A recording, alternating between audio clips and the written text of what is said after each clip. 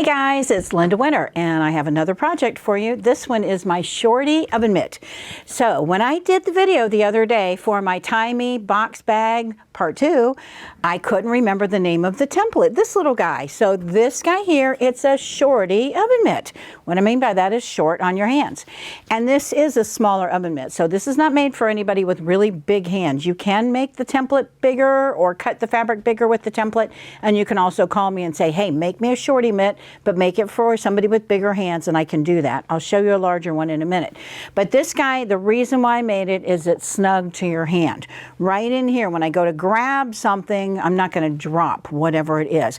I've made oven mitts before, and this is your standard oven mitt right here, and you can see, maybe you can't see, but I can feel there's a whole lot of bunching up there, and I'm just afraid anytime I've used another oven mitt, including this one, that I'm going to drop something. This is longer, so it does protect my arm. I've never had any problem in the oven, you know, getting in and out, but if you do have a problem, then the Shorty might not be for you. Let me show you how this right here, you can see it doesn't go quite as far. I love this not only to use in the kitchen, but also the other day when I did my video, I talked about when you go to make one of these. This is from my Tie Me bag, Tie Me box bag. This is a little basket, but it's sewn at the top. When you make these, it was made to add a ribbon or add fabric and tie at the top, but I mentioned getting an oven mitt and going inside to press. So I can take this, and with my hand, I can bunch up in there, and I can take my iron and I can iron right on top of there. And this iron is hot, but my hands are just fine. I can feel that I'm there, and I can feel that it's on, but I'm not worried about burning myself because of what I put inside of this Shorty mitt. So not only is it good for the oven, but you may want to make one that just is used for your sewing machine or in your sewing room, but at your ironing board or wherever you keep. If you have one of the little smaller irons like I have, I love these. These are on my website too. So these guys here, they're just perfect for smaller projects, and make one of these just to keep by. And you can do it out of sewing fabric if you want. I have some sewing fabric that I got as a remnant. Let me show you what I got. It's a panel, but do you see the numbers here and these numbers? It was an off print.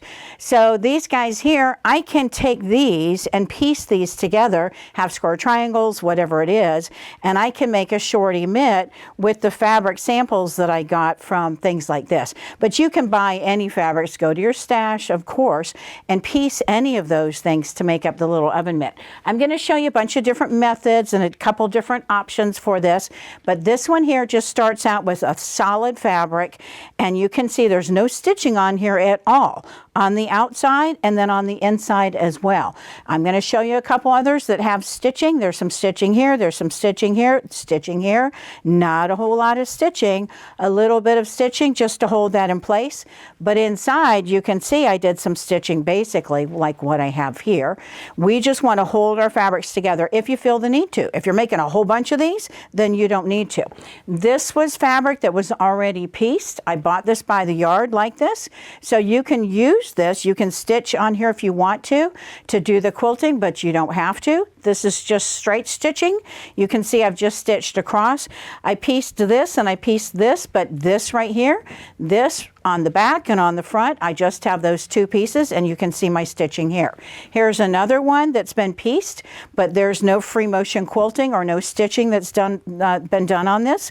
And you notice too how much longer. See how this one is longer? I added just a little binding down here at the end. You can add that if you want to make it a little bit longer. It's up to you. And then here's that bigger one that I talked about. This one's much bigger. This is too big for my hand. You can see here, way too big for my hand, but this might be good for a bigger hand. And I'll show you how you can make that too. So the idea of the oven mitt and doing your stitching and all of those things we'll walk through when we go through the process. My friend Darla, you all have seen projects from Darla from time to time. My friend Darla made 2 projects for me, sent them with a bunch of other things, and it was like, oh my gosh, what a great idea. Sweatshirt. An old sweatshirt. This is the front. and the lining, they're both the same. So the outside fabric and the lining fabric, they're both sweatshirt material. But this is a cleaning cloth, so you can use this as a dust mitt, or whatever it is that you like. So this is a dust mitt, and you can use this to clean. If you want to, change out your fabrics. I'll show you a couple different towels that you have there. This was an actual towel, and she said it had gotten kind of dirty and beat up, so she just cut up the good part that was left, and she added a binding, and there's nothing inside of here. You can see it's just one-sided. Now what's nice about these is that you can flip these inside out, because this will grab differently than this. Some of these are made to grab dust and dirt. Some of them are made for scrubbing. Some of them are made for cat hair, so it's totally up to you. You can see how this one is starting to collect. These right here, these were a pair of pants that I had, sweatpants. They're thinner than the typical sweatpants. But what I did on this, I added the elastic, and I used my serger, and then I thought better of it, because this is what I put on the inside. This you can get in a couple different ways, and I'll show you the materials in just a minute by the yard, or how I've found them available. But do you see what I've done? I've made this to be a reversible cleaning mitt.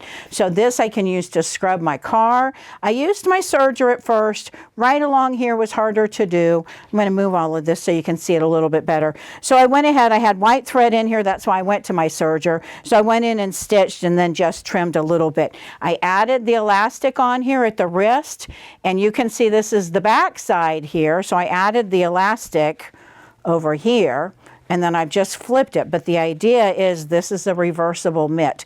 So you can use it to scrub. If you have love bugs in your area, you can use it to scrub all of those off of your car. You can use it in the kitchen. You can use it to clean your windows, whatever. But this Shorty oven mitt now becomes a cleaning mitt too. And again, you can see how the elastic there will help.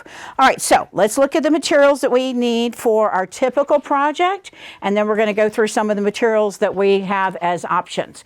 We of course want to have a fabric that is not flammable. So your outer fabrics, a fabric like cotton would work really well. We do not want anything that will catch on fire, because you're going to be in and out of the oven, and if you do get close to any of the the parts of the oven, we don't want a fire. So cotton fabric, cotton batting. I like to use one layer of cotton batting. We'll go through the where we put what.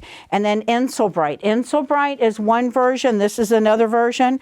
This version, you can see that metallic inside of there. Pellon makes their own. And then the Insulbrite has another brand too. So whichever of these you like, they're pretty much the same. You can see the width here, and you can see the width here. This is a little bit thicker, but they both work just fine. So the metallic is what we're looking for. When we stack these up, we want to, let's go to here, we want to think about what is our outside fabric and what is our inside fabric. This is my outer fabric, and I used one layer of cotton batting.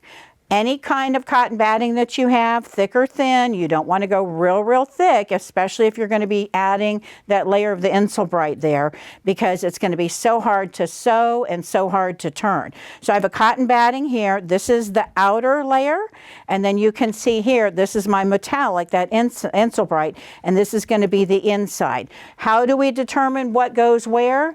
It's this part right in here where the heat is. So wherever it is, this way, or if you're wearing it left-handed, I want the one that's on the outside to have that metal, this, going this way, not going towards my cotton fabric. So it needs to be going, if it's the lining, then it needs to be going on the outside. So this is my lining here, and you can see I've got that here, and then this would be here. So Insulbrite or Pellon's version of Insulbrite. So those guys there. You can also do this. This I like a lot, and I've used this for other projects too, but I don't really want to use it here because it's so thick. Imagine having that inside. You can see how much thicker it is here. But you could do this if you wanted to and make the whole oven out of this, the whole oven mitt out of this. So imagine an oven mitt that has this and then just has a cotton lining on the inside. You could do that. And that would basically scream, hey, I'm an oven mitt and I'm going to protect your hands. So I'm going to move these out of the way. I'm going to get this out of the way and let's look at the process. You can see here I've got one that's already been stitched here, just holding those layers together. So I want to go through the process and let's talk about cutting, and we'll look at some fabric choices too. Just like all the other templates that I have, it has the no slip material. This is the gray backing, so it's one of the newer templates. The older templates have the brown backing, brown or gray. They're both a no slip material, so you can see how that grabs. Now if you look at what I've got here, I've got cotton fabric, cotton batting, cotton fabric, cotton batting. We do not want to stack all of these layers together and cut. You are not going to be able to cut through all of those layers of fabric at the same time.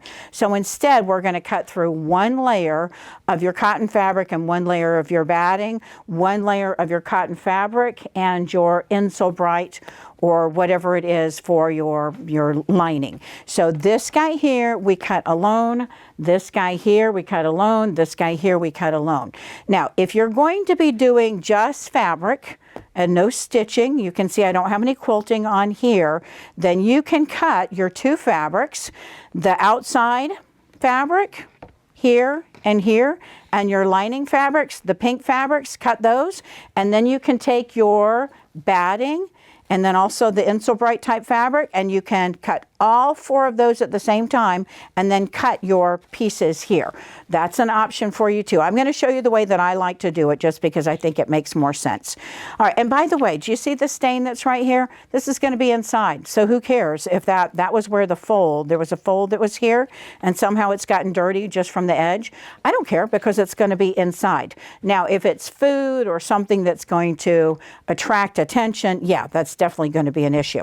If you are feeling confident and you want to use your rotary cutter, you can place these here. I'm going to go ahead and show you how we can do this. You notice what I've got? I've cut my batting a little bit smaller. This is for the batting. I would not be doing this with the Insole Bright. When I place this on, you can see here, I don't have enough fabric here. If I turn this way, this one is meant to go this way. So when I look at this here, can you see how that's meant to go? I've got enough fabric here. When I place this on top, and I look to see, I've got enough fabric here, enough fabric underneath there. If you push the boundaries like I have, then I highly recommend instead of cutting all of these layers, you cut this. I want to show you how the rotary cutter does work with these layers. I definitely would not do it if I had, instead of the batting, I had that Insole Bright. So we're going to use our rotary cutter, and remember we're pushing down on here. I'm going to cut, and I cut off. When I cut off of there, what that allows me to do is turn the template, and you can see how everything's going to stay. Right here, can you see how there's batting there? When you cut this much fabric, we're not going to be cutting smoothly along the edge. I can go in and clean that up, but as I continue to cut, you know, you end up having these jagged edges. Can you see the jagged edges there? Right there. I can smooth that out as I go, but that's one of the reasons why I recommend doing the one layer of the outer fabric with the batting and then do another layer. I'm going to go ahead and cut off of here, and do you see how even the batting starts to kind of double up and it moves on me? I'm going to continue to cut, and I want to show you what I mean. Do you see this right here? It's just not cutting as smoothly. It's not that huge of a deal. I can go back and clean that up, but you're going to have better success, especially if you're new to rotary cutters, cutting just the couple layers at a time. Now, when we get inside of here, for sure we want to grab a pen and scissors. I've got a pen over here somewhere, and you can use whatever kind of pen because this is going to be in the inside. It's not going to be showing. Right inside of here, you can see as I go to draw that on, and you can tell even from the batting that it moves on me a little bit. I'm going to go inside from here and go out, because that'll let me get a little bit further than just coming in this way. Same thing over here. I'm going to go outside here, and then I'm going to come back here, and I'm going to try to get in. I know my rotary cutter, even the 28mm, is not going to get inside of there. It's just not possible to get in that little dip. So I've gone ahead and marked, and I have 4 layers, so I need to keep all of those together, and I'm going to go in and I'm going to snip. So again, I'm reinforcing that I recommend you, unless you're really good with the rotary cutter, that you go ahead and just cut these 2 layers here and then these 2 layers here. When we're talking about batting, do you see right here how that's kind of junky? It's not that big of a deal. That's part of my seam allowance. But again, when you've got more layers, it is going to be harder to cut. Now, when we're cutting our batting, we definitely want to, instead of doing all of this, we want to go ahead and just do the 1 layer and the 1 layer. So if this was, I love kitchen fabrics, but you notice none of my oven mitts that I showed you today have any kitchen or food fabrics. This would be the outer fabric for a project. This would be a lining fabric, and how cool would that be? If I was going to do this the way that I typically work with this, I'm going to take this, right sides together, wrong sides together, either way from those 2. But I don't want to have right side up, wrong side up. Whichever way you go, you can cut yourself with a ruler, you can cut a straight edge, or you can do what I'm doing here. Notice how I've given myself just a little bit here and a little bit here. If you're going to be quilting and you know you're going to be doing some free motion, whatever it is, just lines or whatever it is, give yourself more room. Notice here how much extra I've given myself. So we would do that. You can then do the same thing, place this on top of your 2 pieces. Imagine I had a bigger piece here. Place this on top and then just cut around. So those are 2 layers right there. That's a lot. You can trace around, or you can cut around, or you can cut around with scissors. Or you can do this. And remember, this has the silver in the middle. So this is silver on the back side, a little bit more than that white. So this right here needs to go where the heat is, because this is the more protective part of the material than this. This is going to go towards your inside, and this is going to go more towards the outside where that heat is coming from. So imagine I've got a bigger piece here. We can take this and we can cut around. I actually like to stack this plus this and cut around with this so that I get the 2 together. So it's totally up to you. You want to have 2 pieces here that you're going to be working with, and then 2 pieces of the outer fabrics. Let me show you a couple other fabric options that you have as well. If you're going to be doing baking, or you're going to be doing a nice gift for somebody, something like this with an oven mitt and inside a gift card, that would be really great, or your grandma's favorite recipe or whatever it is. And you can see how a fabric like this for the lining works really well. On a lot of projects like purses, I like to do a lighter color fabric, but with an oven mitt, it's going to tend to show whatever dirt. So a darker fabric to me works really well for that. If you've done a lot of quilting and you've got a lot of scraps, there's something called crumb quilting. And crumb quilting, these are just scraps that I put together. I got from someone at one of the quilt guilds, a bunch of these. They had just bags and bags of scraps that they had pieced together. And what I did was cut myself a piece of batting a little bit larger, and you can see I just stitched them on, and I can place this on right here. This is where my fabric is, right along that edge, and I have very little fabric here, but I can cut that out, and that can be my front side. I'm a left-hander, but I use my right hand for the oven mitt. If it was going to be the other way around, then you'd want to make this big enough to be able to have that template fit. You can see how here the template would be going this way, and we would have to switch that over to be able to have enough fabric. And I can't really tell from the back side when I'm working on that if I have enough fabric or not. So if you're doing something like this, think about right side, left-handed, right-handed, that kind of thing. This would be the outer fabric for the front, and because I only had enough for the outer front, then you could do the back with this.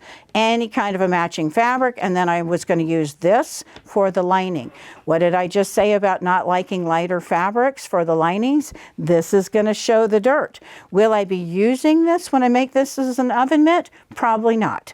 That'll be one that I'll attach a little hanger on, and I might have it hanging somewhere, but it won't be something that I use. If I used this, then I would plan on not doing that lighter colored fabric. Let me show you another kind of thing that I like to do. I love fussy cutting from tea towels and using those kinds of things. We can look at this oven mitt, and basically from here to here, find the middle point using your mat or using any kind of a measuring tape. And when I look at this, I can see the same area. Where do I want that to be? As soon as I put that on, I can't see it. I'm going to make a fussy cut frame for this so that if you are interested in fussy cutting, you can buy the fussy cut frame, but temporarily, and you can do it too, you can make your own. I took a box from the post office and I basically just traced it out and then I cut it out. So you can do a fancy one like this, or you can buy the one that I'm going to be having come out in a little bit. Notice this right here, how they're stitching here. The stitching is where this is. You can pick out those stitches.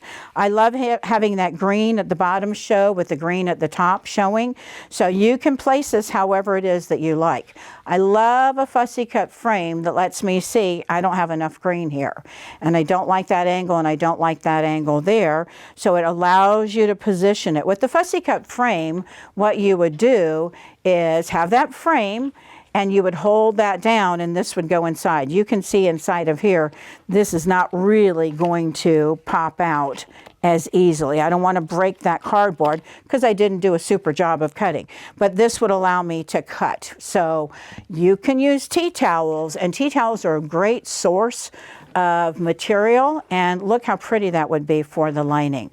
So think about all the different materials that you have around the house, and that includes your old clothes. I always say shop from your stash. Go to the things that you've got put aside for Goodwill and grab them for yourself. This was a sleeve, and you can see how perfect how that would be. Now, what's cool about something like this too is if we wanted to make it a cleaning mitt, instead of using the elastic, you could actually attach the sleeve right here. So imagine this being sewn on right here to the blue jean, and then you could button that open and closed. And the reason why I like having that down here is when I put this on and I'm really doing some serious cleaning, this is going to move around on my hand.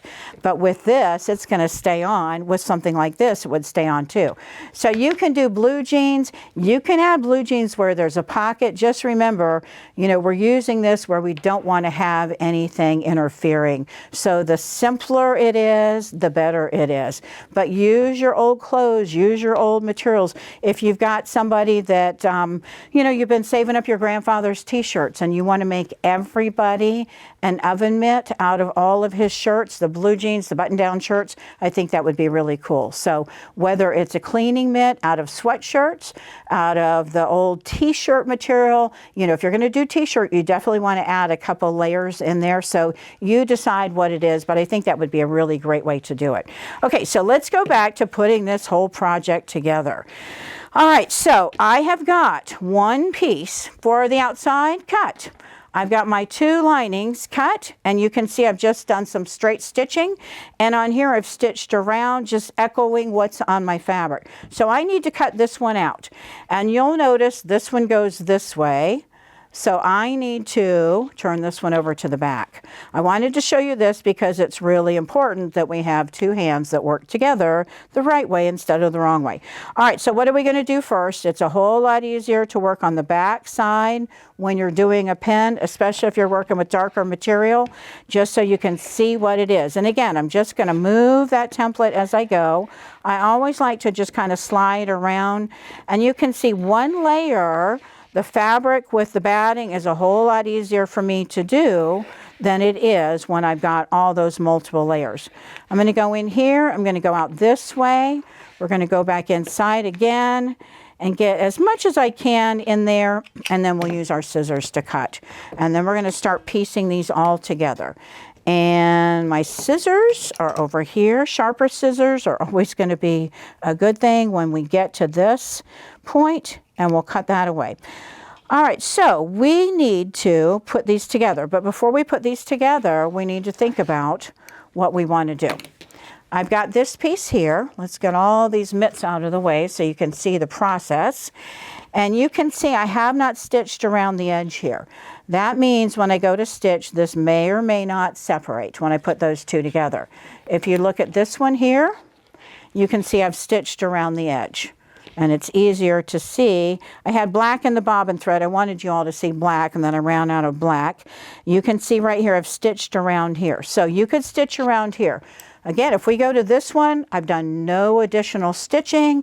I've done no top stitching, no free motion quilting, no nothing on this. It's just a solid piece of fabric. So you don't have to do any of those things.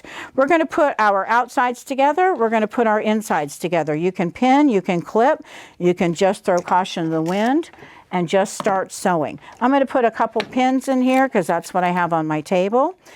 And doesn't matter whether you do your lining first or you do your outside first, but when we do the lining, we're going to talk about turning. You have several ways to do oven mitts. And if you've done oven mitts before, you may have noticed I don't have any binding on the table. I'm not going to use binding unless I want to increase the length of it. I don't use binding. And it's just one of those things. It's totally up to you. I think this is such a fast, easy way to do it. We're going to be turning from the lining area. And the lining is a lot thicker, so we are going to use a thicker or wider seam allowance than we are on our outer fabrics. But when I turn from my lining, I'm going to be turning from one of the sides and pulling everything through. We're going to leave this alone for now, and then when we stitch everything together, you know, it's kind of a purse method too, so it's up to you. This right here, this area is where I've got that pin, and I really want not close to here. I don't want to start here and have here. I want to start much further back because this, when we look inside, you might be able to see if you've stitched it by machine, which is the way I like to do, then we really want to start here and go to right about here. And you don't need as much area as you would think for turning. So let's go to the sewing machine. We're going to go ahead and use your regular foot. And if you're doing the lining first, then again, we're going to have a wider seam allowance. You can move your needle if you want to. You can use the edge of your foot if you want to.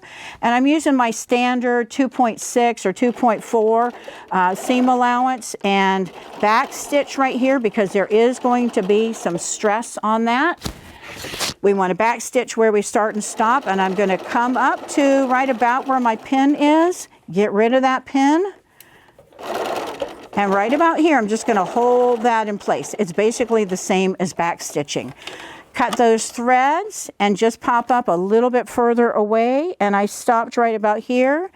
And I'm going to start right about here. And my seam allowance is basically the same thing. Hold that in place, just like back stitching. And we're going to do the curves, but we're going to pink with pinking shears all this excess away in just a few minutes. Now, when you get to the thumb area, what we want to do, you'll notice I went much further than I really should have there. I probably would go back and fix that, but what I want to do is go a little bit further down, leave my needle down. I'm going to lift this up and I'm going to go straight across for a couple stitches. I'm going to leave the needle down and I'm going to come up, and now I'm going to go up a little bit. I've given myself a little bit more room to make that turning when I flip this over to make it easier, much easier.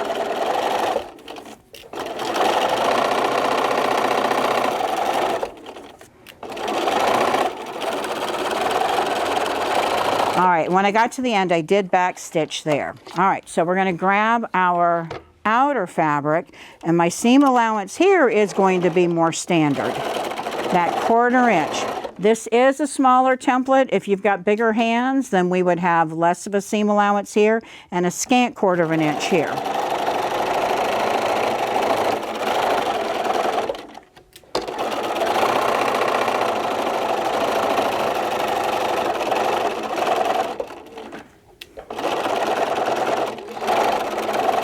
And we're getting to that thumb area, and now this is really the way I like you to do it. We're going to go a little bit further down than where that opening is. Bring that needle down, lift up your foot. We're going to go straight across for a couple stitches. Leave that needle down, pivot, and now we're going to go more back up. Now getting back to where our lining is, or our seam allowance is, more standard.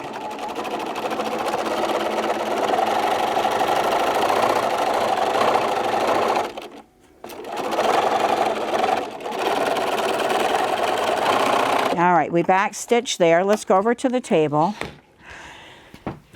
And I'm going to take my pinking shears right inside of here, though I'm going to be using my scissors. All right, so I'm going to pink, and we're going to speed this process up because you don't need to see me pinking all of this.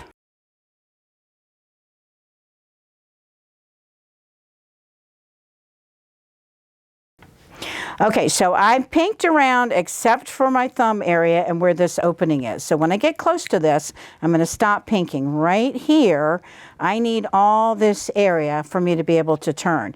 This is where I stopped, so I'm going to come back here and I'm going to trim that. We want to get rid of as much bulk as possible because this Insulbrite really is thick. Let's deal with our corner, or our thumbs, which are kind of like corners.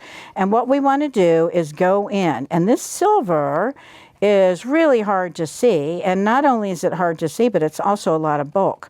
So I'm going to go in and trim off some of that. I'm going to leave my pink, which is my lining fabric. So I want to leave that there because I do need that stability, everything sewn together, but I do not need all of this excess bulk. And remember, this I did sew a little bit wider seam allowance than I wanted. That's okay. There's enough room in there for my fingers. It's just the thumb area we want to be able to turn really well and really easily, and I find that going across makes it a little bit easier. All right, so I've trimmed out some of that bulk, and then right inside of here, you can cut away, which is one way to do it. You can go in and snip into, and then just be careful so that you don't cut into the seam allowance there. Or you can even go in and take out little triangles. You know, they've got all kinds of videos out there that are going to talk about which way is the best way to trim all that bulk. This is the lining, so this is what we're going to be feeling inside. This is the outside, and this is what we're going to be seeing. And you can see here, I pinked here, and I've got all this excess. So before I go in and trim and snip, I'm going to get to where I'm cutting out all that batting, all the excess, because I don't need all that bulk in there. I want, when I turn this, for it to lay nice and flat and not have any of those puckers. And if you've put on oven mitts before, this may be an area where you've felt, it's like, ugh, I don't like how these feel. You know, it's where your thumb just doesn't allow you to really grab well because you've got so much material that's there. So I'm looking and I can see here I've gone way down. This is where I sewed, when I sewed these two together here. So I've got all this excess bulk that's in there. So for here, I am going to go in and snip. And now I want to trim out even this excess fabric. I don't know if you can see, that's where my stitches are right there. So I'm going to clean out some of that excess fabric even. We're basically just trimming down the seam allowance first, and then we'll go in and snip. And again, there's all different ways to do this. It's totally up to you. This batting has been sewn on, so I'm going in between those stitches. And then I'm going to go in and cut some of that fabric. And if you want to, before you put these together, turn this right sides out, take a look at it and see how this looks. And also just make sure that you haven't snipped through any of the seam allowances. That would be a good thing, because once you put it together, it won't be any fun to take it apart. All right, so I'm going to flip this right sides out. And by the way, we do need to flip it right sides out anyway. My thumb is here, and I'm going to kind of fold that down inside, and I'm holding that fabric there. So when I push out, I can kind of reach inside where my thumb was and push that out easier. We want that thumb to be nice and crisp. We want those fingers to be nice and crisp. And y'all have heard me use the term finagle before. We're going to finagle that a little bit. We're just going to kind of give it a nice little rub. And I'm looking to make sure that everything is pushed out nicely and everything is going to lay flat. And I can see right there, it looks like there's a stitch that I may want to remove, but I may not need to. I can just kind of push that. I haven't pushed out any of the seams from the thumb yet, and that's when a turning tool like Phillips Stiletto or a pair of the pinking shears that we just used would help. Don't push too hard because this is cotton batting and it is weaker. Cotton batting, I have 100% cotton batting, no scrim. That's what I use for the microwave bowl cozies. That means there's no scrim, so it is not holding that batting together nice and firm, so you've got to be a little bit more gentle. Well, look how cute that would be right there as a little mitten. imagine in the wintertime if you put some fur there as a little mitten for you or for a little one, you know, that's going in and out of the cold. All right, so we've got this one, and that looks pretty good to me. I would go and press this nice and flat all the way around, but maybe I wouldn't. So let's look at this one right here. This guy here and this area here, that is where my lining opening is, where my turning area is going to be. So I'm going to place this inside. Put this in your hand, or put your hand inside of here, and we're going to go inside. Inside, this is a smaller seam allowance because we made, or a smaller opening because we did a wider seam allowance here and a smaller seam allowance here. So this is going to feel a little cumbersome and a little strange. But I want to get my thumbs together, I want to get my fingers together, and I want to line up those edges. I don't care what's happening way down there, I care what's happening here.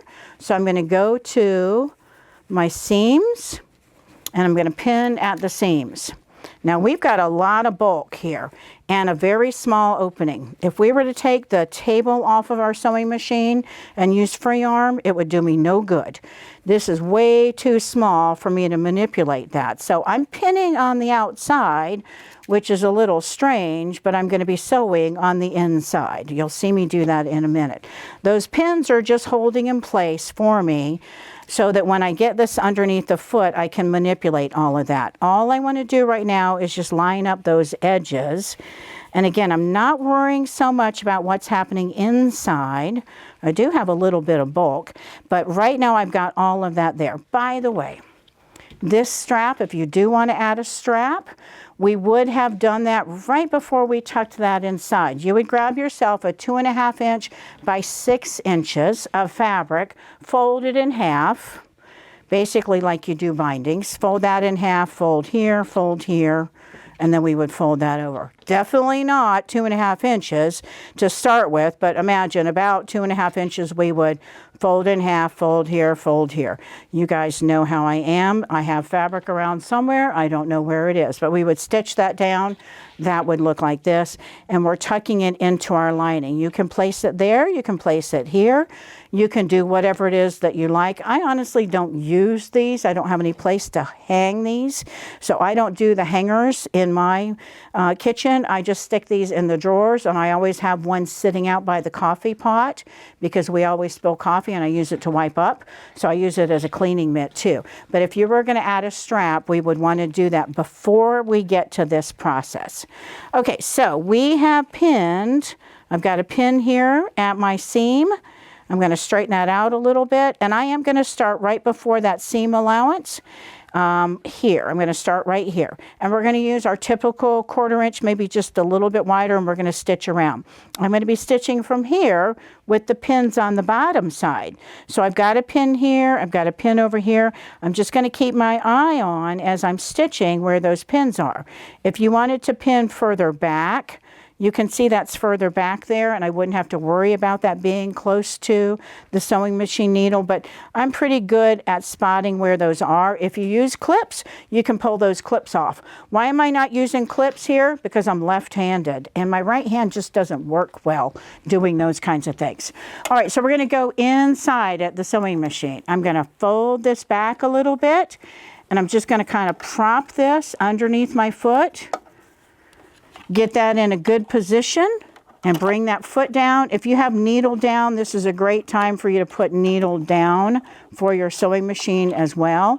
I'm going to put my needle down, lift up, because I've got a thread in the way. All right, so a little bit wider than the edge of my foot as I go to stitch. And I'm just going to hold this back. Remember, I have a pin that's right on the other side of the seam allowance. So I'm going to take a couple stitches, back stitch a little bit, couple stitches, reach underneath and get that pin.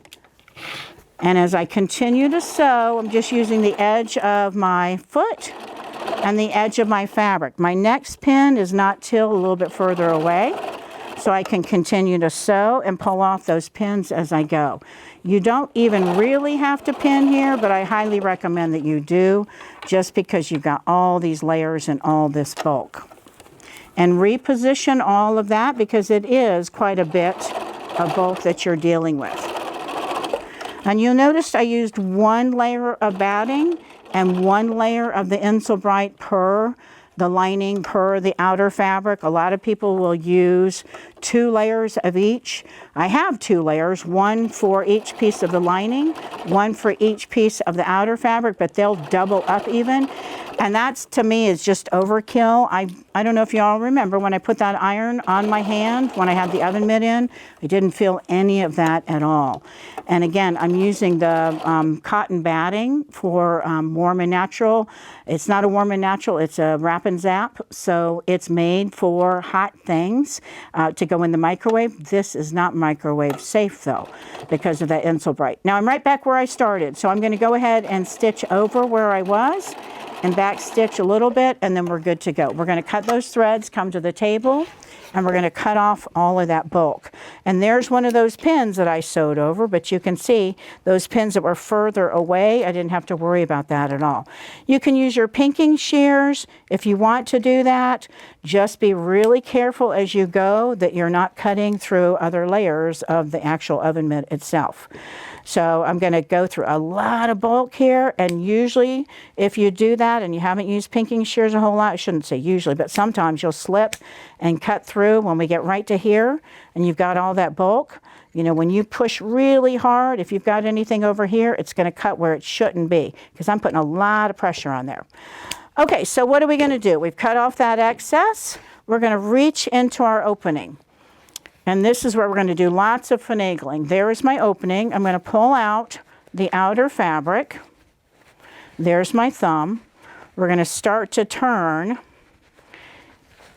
And we're going to have to force the thumb and the fingers back inside. And it's a little tricky. We're going to use pinking shears. We're going to use our thumb. We're going to use our forefingers just like we would an oven mitt. And we're going to try to get everything to go nice and exactly where it's supposed to be. See how there's that thumb right there? I wish I could just stick it right in and push it through. Sometimes it works, sometimes it doesn't. But what we need to do first is address this opening. Because this opening is higher up, I'm not going to see it if I decide to do what I would be doing on almost every one of these that I've made. Just stitch it at the sewing machine. If I were making these and giving these as gifts and really, you know, wanting to spend a little bit more time making them nicely, again, take a matching thread and ladder stitch and close that up. What I'm going to do, though, is recommend that you come right back here. You can trim off that excess bulk if you want to on both of those sides. Remember, I sewed that down, so I'd have to unpick stitches. Instead, I'm just going to fold those over nicely. Push that out a little bit. That's the opening end. There's my opening end. Push that out. And I'm just going to fold these over to where they line up. And we're going to stitch that down. It's not going to be the prettiest. It's not going to feel the best. There's a lot of bulk there, but it's going to do the job. And get as close to the edge as you can. I'm holding that fabric in place, just like back stitching. And when I get to the end, I'm just going to hold that in place, just like back stitching. I'm just stitching right on top. Cut your threads. Now we're going to start turning that right sides out. All right, there's another thread there somewhere. Oh, there's a bunch of threads there. All right. Do y'all remember Sylvester sitting on top of my sewing machine? I realize that's why my sewing machine doesn't always do what I want it to do. I have a cat that sits on top while I sew. And, you know, I don't think the sewing machine repair guy would like it too much. All right, what am I starting to do? I'm going inside here. I don't want to go all the way because that's a lot of bulk. What I want to do is try to find the area where my thumb would be. And if you have to pull it out and find that thumb, there's the thumb. Put your thumb in there if you need to do that. It's just a little bulky and a little cumbersome, but there's my thumb. And I'm just going to kind of push, going back and forth, back and forth. And I don't know if you can tell, but I'm pushing that thumb into the thumb. And I'm going to hold those two together. I'm just going to start to pull a little bit. Getting that thumb in, to me, is kind of the key. If you can get those thumbs lined up, then everything else will come a little bit easier. All right, I'm pushing that thumb a little bit. Don't push all the way, though, because you're going to have this big, bulky area. And we're just going to kind of push again. And now I'm just dealing with the finger area. And I've got my thumb in that thumb spot. And now it's just a matter of working out all those little bubbles and kinks and those kinds of things. There's a lot of bulk in there, and I just want to take the time to make sure everything is nice and flat. I can feel this area here is twisted inside, and again, that's where you want to take your time to get that inside so that it will lay flat. Not only is it going to look better, it's going to feel better too. And if you don't feel like it's going to get there, then you can pull that out and start over again. And I've got a little twist there, so I probably would take the time to pull that out. All right, I'm getting there. All right, so let's take a look at our oven mitt. You can top stitch down here if you want to, or you can just leave it alone. But you can see how nicely that fits my hand. When I go to grab something, I know that I'm not going to drop it as easily because this is really fitted to my fingers here. This is more fitted to my hand. It just really fits.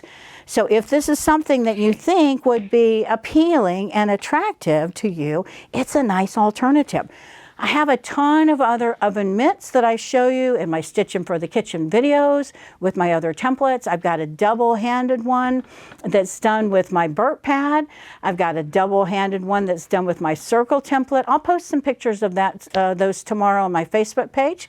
So if you are watching this video, go look at my Facebook. You can go look at my photos and look for the other kitchen. I'll post a bunch of pictures of my kitchen oven mitt items so you can see all of those. For today, I wanted you to see the Shorty oven mitt. This oven mitt with that no slip material on the back, this guy here, this is going to allow you to make cleaning mitts, little girls' mitts. Take a sweater, and from a sweater you can make a pair of mittens too, and then add the little clips that you can clip onto the jackets. You know, it's kind of like how crazy do you want to go with mittens, with mitts, with all kinds of things. So car mitts for guys, cleaning mitts for the grills.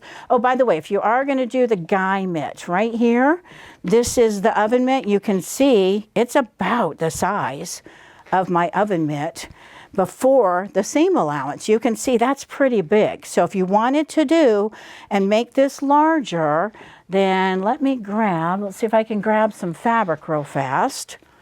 I wanted to show you that earlier when I had fabric. Okay, this is a great fabric for fussy cutting. So when I get my fussy cutting template, I'll use this one and make one. So I've got 2 layers of fabric. Don't do this when you've got something really great for fussy cutting.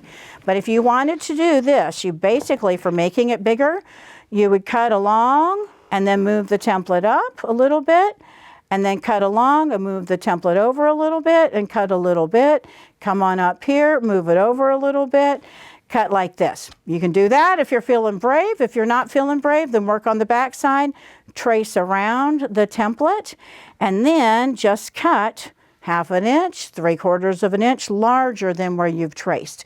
So you can use this oven mitt as it was made to do. This fits, and it's great for kids too, by the way. If you wanted to make it bigger, I think probably the easiest thing to do, again, is trace around it.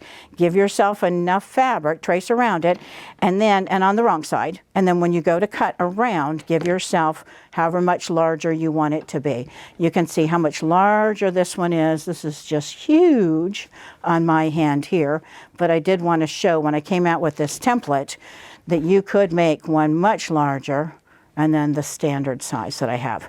All right, so I want to sidetrack a little bit to talk about the cleaning mitts because you've got so many options for you. Again, I mentioned sweatshirts that you already have that you were going to throw away, towels that you already have, but they do make cleaning cloths that you can buy for very specific purposes.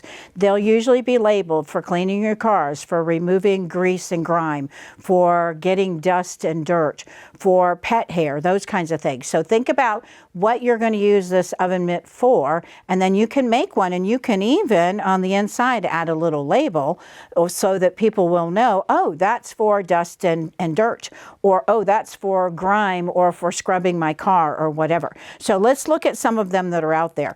They're in all different shapes and sizes, all different configurations. You can buy this by the yard, but I find that it's just easier to go to your dollar stores, to go to your big box stores and look to see what's there. there.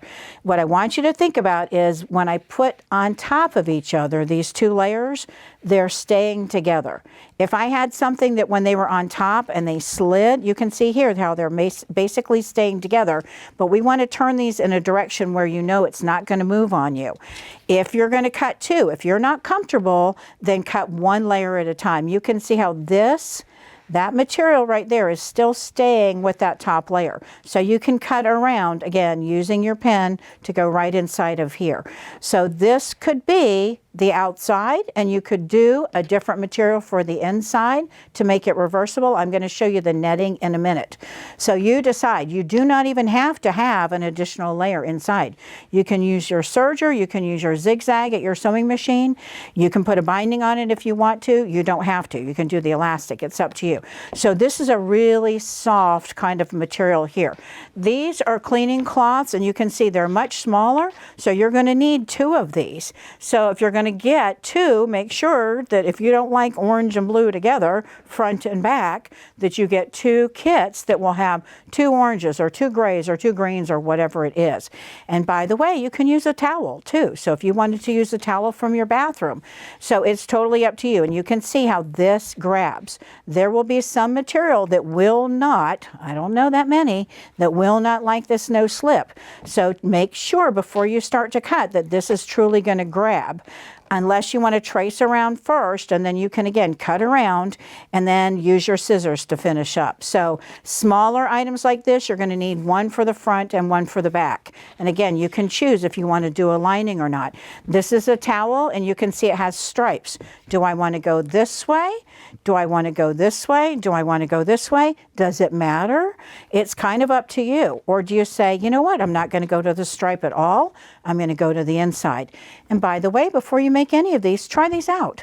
Go clean your kitchen, your cabinets, your, the pantry, whatever it is that you know you want to use these for, your bathroom mirrors, and see which of these materials work best so that when you do make these and you either sell these or give these away, you can say, this one's great for mirrors. This one's great for scrubbing the sink in the bathroom and in the kitchen. So you know which one works. You can see how slippery this is.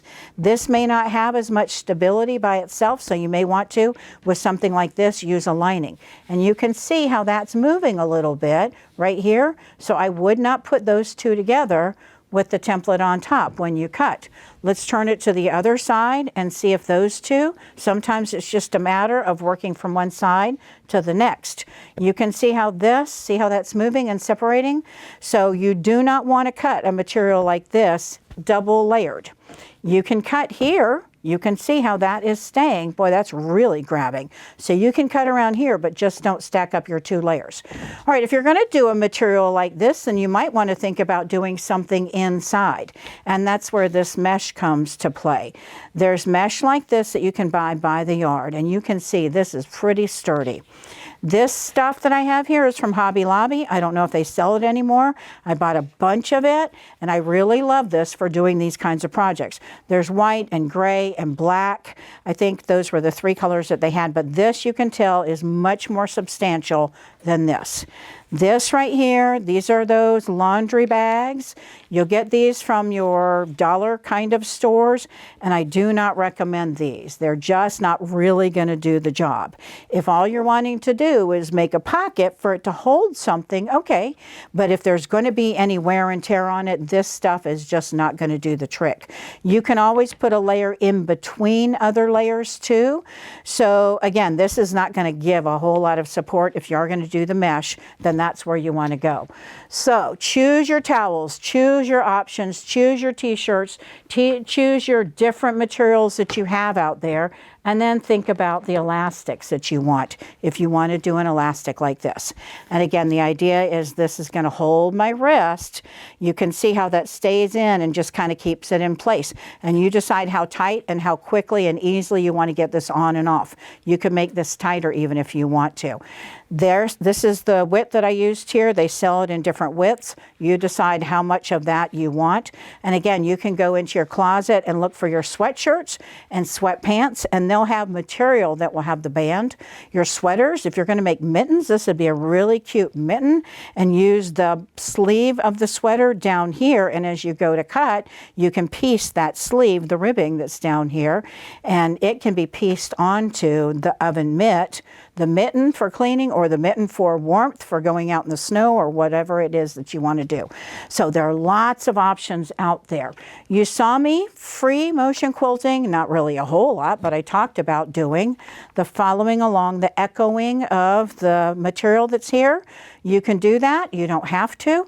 If you find that your materials are not staying together, then you can always use a basting spray. With this one, I just had my fabric that I laid on top of the batting, and I didn't do anything. But you can use, if you're not comfortable, you can use quilting basting sprays that are out there. There are all kinds of options. All right, guys, so I have, again, a bunch of videos on kitchen projects at the trade shows. I did stitching for the kitchen for years, and I had so many projects, and oven mitts tend to be one of those favorites. Why? Because you can make them for everybody. You can make them for any holiday. You can make them for any theme. You can make them out of any fabric to match anybody's kitchen. You know, so there are so many options, but everybody needs a new kitchen mitt. You can find this one. This is called Shorty, so you can go to my website, winterdesigns.com, and when you go over to the products and templates page, type in the search box Shorty. And when you type in Shorty, and it's with a Y, or you can type in Mitt, whichever is easier for you, you'll see Oven Mitt Shorty template. And that's it. So this guy here, fun, quick, easy. You decide how much embellishing. It would be a great quilt as you go project, a great, if you've done any paper piecing, this would be great for all of those. If you've done quilt blocks and you have some left over from your quilt projects, you can piece all of those together. So it's a fun, quick, easy project, whichever way you like. Thanks for watching, and go check out my YouTube videos that I have on lots of other topics, but look for the Stitching for the Kitchen category too. Thanks, guys.